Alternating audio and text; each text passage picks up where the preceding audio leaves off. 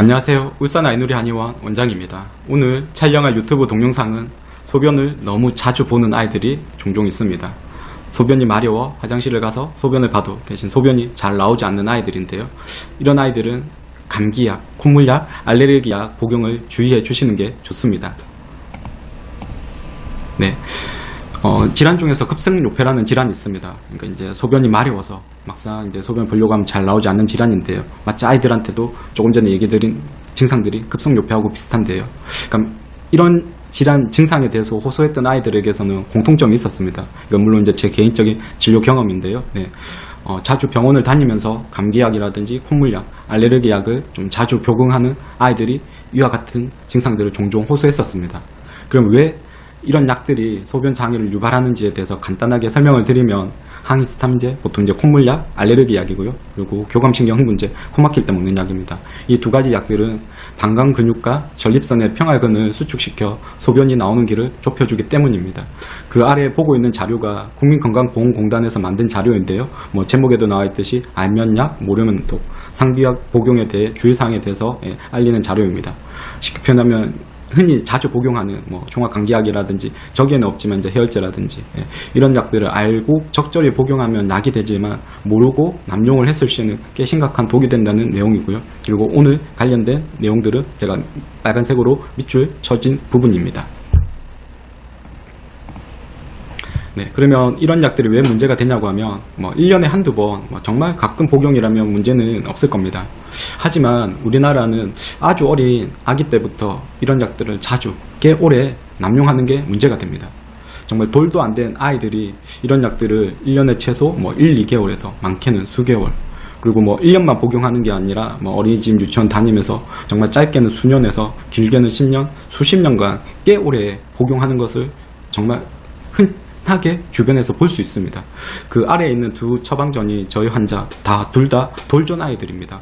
돌전 아이들이 이렇게 감기 증상 때문에 가까운 병원에서 진료를 보고서 이런 약들을 처방을 받았다고 저에게 카톡으로 문의를 줬었는데요.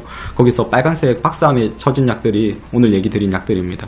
코미 시럽, 저 약은 이제 항히스타민제도 있고 항우려제, 이 두 가지 성분이 같이 있는 복합제고요. 그 아래에 있는 슈다페드정은 이렇게 코 막힐 때 먹는 약이고, 그 밑에는 코벤 시럽도 마찬가지, 그 위에 있는 코미 시럽처럼 항히스타민제와 항우려제가 같이 있는 복합 성분들입니다. 그러니까 이런 약들을 꽤 오랫동안 복용을 하면 그 부작용으로 아이들의 소변 문제를 유발할 수 있다는 거죠. 네. 마찬가지 이유로 그러면 성인 전립선 비대증 환자들도 이런 감기약 복용을 주의를 하셔야 합니다. 네. 그 아래에 사진 캡처하면은 뉴스 캡처인데요. 네, 그 뉴스가 어떤 뉴스였냐고 하면 만성질환자들이 감기약 복용을 조심하라고 하는 뉴스입니다. 거기서도 오늘 관련된 내용이 이제 항히스타민제는 전립선 비대증 환자들에게는 급성요폐, 그러니까 소변을 보기 힘든 급성요폐를 유발할 수 있기 때문에 복용을 주의하라는 내용이고요. 네, 그 뉴스를 여러분들도 유튜브에서 검색하시면 똑같이 보실 수 있습니다. 한 2분 내외인데요. 그런데 무심코 복용한 감기약이 자칫 독이 되는 사람들이 있습니다. 네, 끝까지 다 보진 않을 거고요. 관심 있으신 분들은 한번 검색하셔서 보시면 되겠습니다. 네, 이런 소변 문제가 불편함의 문제가 아니라 이런 소변 장애가 지속이 되면 신장에 꽤 심각한 문제를 초래할 수 있습니다. 이건 상식적으로 생각해 보더라도 소변이 잘 배출이 되지 않으면 당연히 이제 신장 기능 저하라든지 심하면 심부전으로도 이어질 수 있고요. 그 아래 지금 보고 있는 자료는 그 급성요폐에 관련된 뉴스입니다. 거기서 일부분을 제가 캡처를 한 건데요. 그럼 왜 이렇게 급성요폐, 그러니까 소변을 보기 힘든 요폐가 생기는지에 대해서 원인으로 한 6가지를 얘기를 하고 있습니다. 첫 번째는 전립선 비대, 두 번째는 이제 척추 마취처럼 어떤 특정한 수술로 인해서 마취로 인해서 방광 수준형이 저하되든지 아니면 이제 갑작스러운 온도 저하, 그리고 이제 네 번째는 이제 감기약, 다섯 번째는 요도 결성, 여섯 번째 스트레스, 이 6가지를 얘기를 하고 있는데요.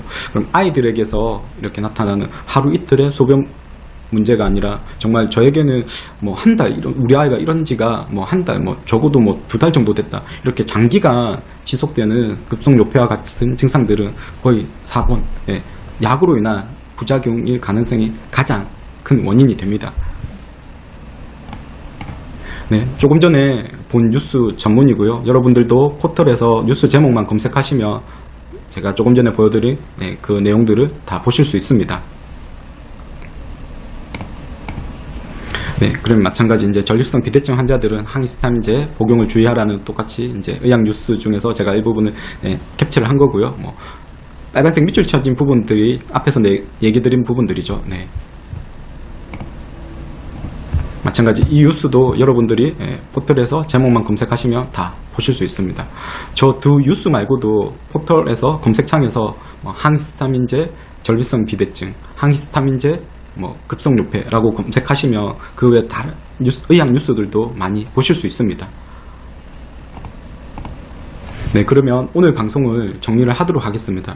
간혹 우리 아이들 중에서 화장실을 너무 자주 가는데 막상 가면 소변이 잘 나오지 않는다. 그리고 그런 지가 하루 이틀이 아니라 지금 거의 뭐 한 달, 두 달째 이렇게 조금 장기간이다. 그러면 그런 아이들은 항히스타민제, 항우려제, 약물 복용을 줄여주시는 게 무엇보다 중요합니다. 그 처방전에 있는 빨간 박스 안에 있는 약들인데요. 네. 앞에서도 얘기 드렸듯이 정말 뭐 어쩌다 가끔 1년에 한두 번 이렇게 복용한다면 문제가 되진 않는데요. 문제가 되는 것은 1년에 최소 한두 달, 3개월 이상 복용할 정도로 남종을 한다면 문제가 될 수 있습니다. 그리고 항히스타민제는 이런 소변 문제 외에도 변비라든지 녹내장, 안구 건조증, 비염, 축농증, 중이염, 폐렴 같은 여러 호흡기 질환도 유발할 수 있고요. 그리고 인지장애라든지 치매 같은 더 심각한 부작용도 유발할 수 있으니까 항히스타민제 남용을 줄이는 게 좋습니다. 오늘 방송도 끝까지 시청해 주셔서 감사합니다.